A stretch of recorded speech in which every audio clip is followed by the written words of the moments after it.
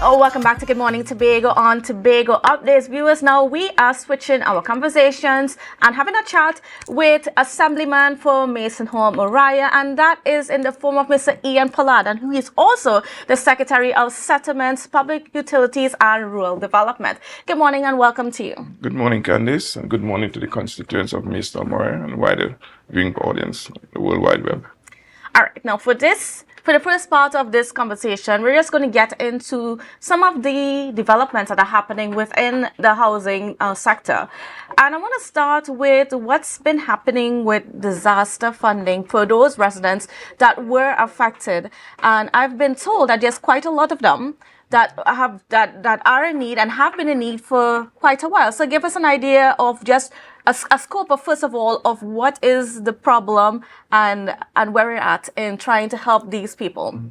Well, Kandace, I undertook the plenty of looking back from 2005, the number of homes destroyed through natural disasters. I got the record from the Trinidad and Tobago Fire Services and from TEMA. And it was 167 persons who have lost their homes through natural disaster. Now, everyone knows that we are partnering with Habitat for Humanity, which seeks international funding. I thought it fitting that we have some collaboration with Habitat for Humanity to seek funding from outside agencies to at least assist these persons rebuild, because some persons have not rebuilt their homes since then. Since 2005? Yeah. Some persons who have lost their homes recently, about 7-8 years now, are still living home by persons or renting or stuff like that. So I thought it was fitting that we look for some funding, because we are woefully underfunded here in Tobago, because the budgetary allocation to settlements was only $2 million this year.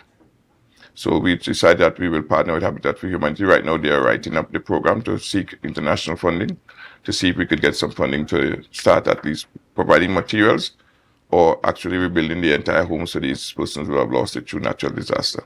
Mm-hmm. So we have been doing a lot of work quietly, and the Rural Development Unit is working hand in hand with Habitat for Humanity to make these dreams come true.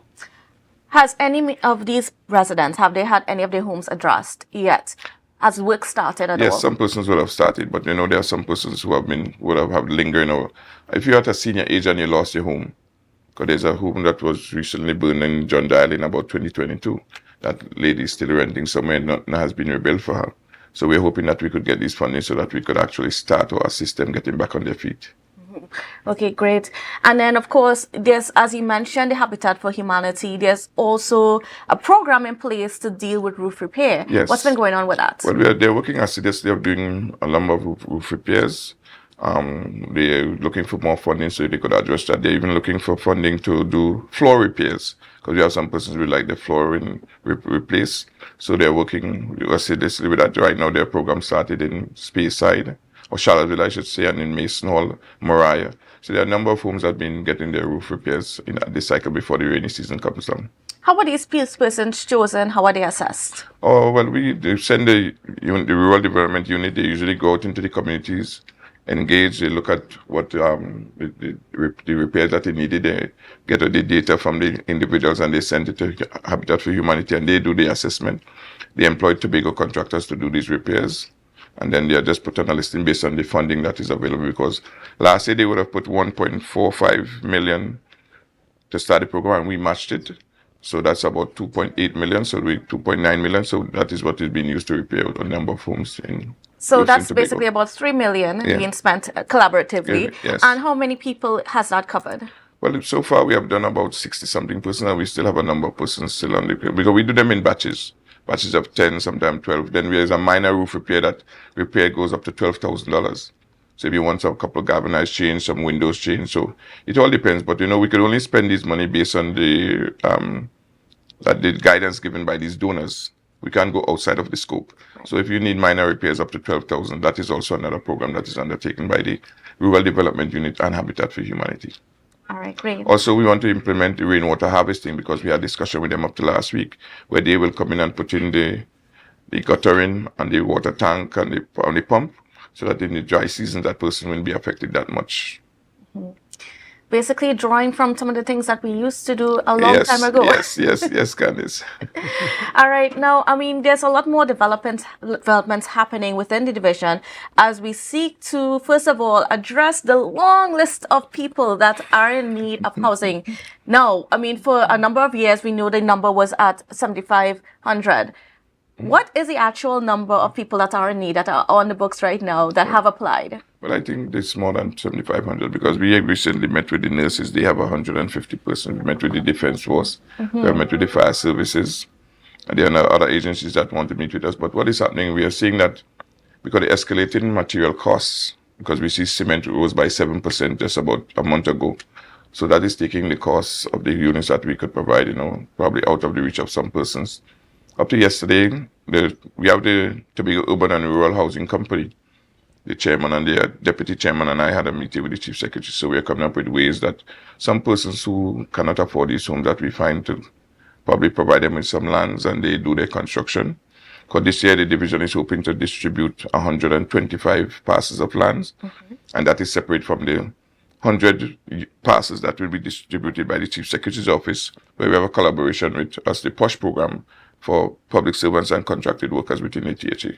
So and where would these lands be located? Well, we have Mason Hall. We have 50 parcels in Mason Hall. We're supposed to be coming on stream shortly. Then we have still in Blemen. We have in Speyside. We still have lands in Buku, Castara. So there's a number of places that we want to combine that we could get these 250 at least parcels of land to distribute this year. What has it been like getting these lands ready or to a place that it can be distributed?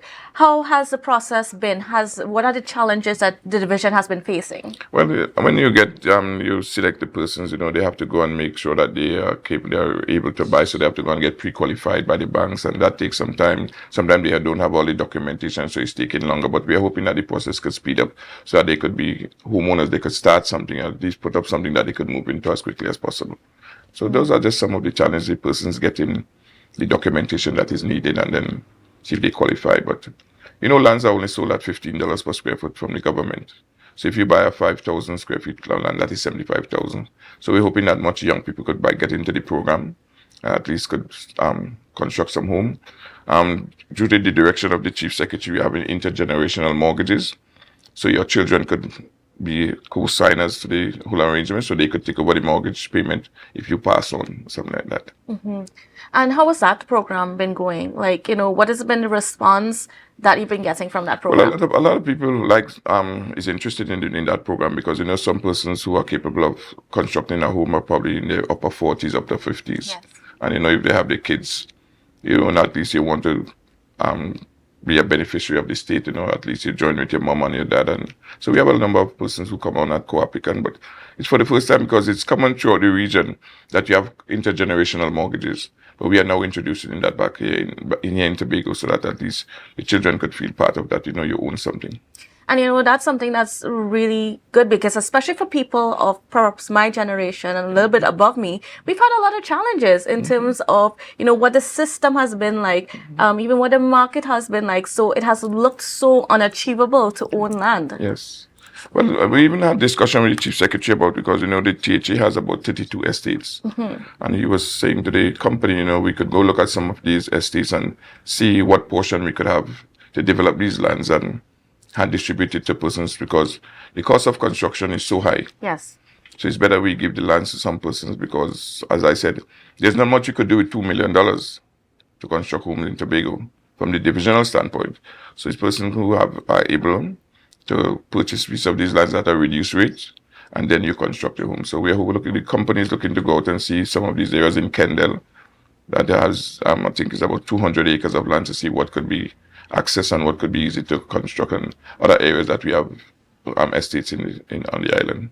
No, and I know there's some more expansion happening in already established areas such as Riceland and Aldefi and Mason Hall. Yes. So tell us what's going on there. Well, we did have discussion about that yesterday because as the secretary, I have to stay away because there's a board of directors in control of housing now. But we had discussion yesterday because what we're finding is that with the shortage of funding, the contractors are concerned how they will get their pay. So we have to come in and put in some monies to reduce the cost to the end users. So we had discussions about that. So the RFP will be going out this week or by latest next Wednesday for housing 110 units at Riseland. We are in discussion stage about the signed contract for Adventure.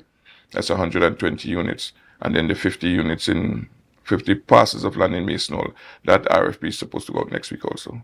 Okay. Now, as you are considering the construction of homes and so on, how much thought is being put into making sure that we are as disaster ready as possible to be able to withstand the hurricanes, the earthquakes, and so on? Because, the severity of these things are becoming more and more as we get on. And the climate change. Climate change and so on. We are trying to use the same policy that we are adopting from Habitat for Humanity because, they build with all these disaster mitigations in storing in the mind. So we are looking that the contractors follow that model, that we have the hurricane traps, we do whatever is necessary.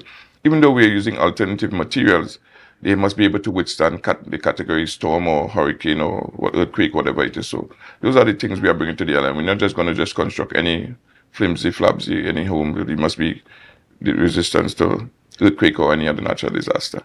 And what's also interesting is that sometimes when you look back at some of our construction long ago, those types of construction has actually been really good to stand up against some of these storms. Are we looking back at some of the things that we did in the past that were good, and you just mix it with what's there modern? Of course, because I could say that it's one thing Tobagonians have always taken pride in is construction of their homes, and no matter how poor you are, you construct something that is worthy that you could live in and could withstand these things. So yes, we have to learn from the past, but we also have to introduce things that are futuristic, of course, that will withstand these measures of disaster.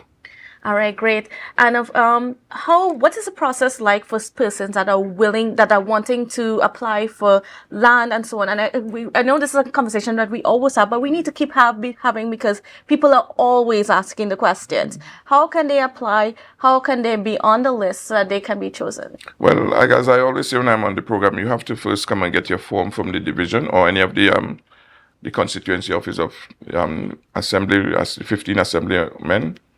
And you fill out your form, you put in all the basic requirements, and you come and submit it to the office. But you must select areas that are carded for construction. And if you're in the system, it's like I always said on the last program, it's not an automatic rollover. So persons who would have chosen Adventure Phase 1, it's not an automatic rollover to Adventure Phase 2. You have to come and update your form to the present development to be considered for that development that will be coming on stream. All right, great. Now we're going to take a pause in our conversation right here, but when we come back, we'll be speaking a little bit more about your electoral district of Mason Hall Mariah, and we're going to get into some exciting things that are happening there. So viewers, please don't go anywhere. We'll be right back. Okay.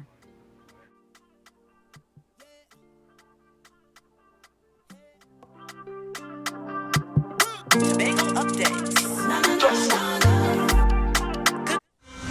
The Tobago Rhythm and Soul Festival. Feel the beat.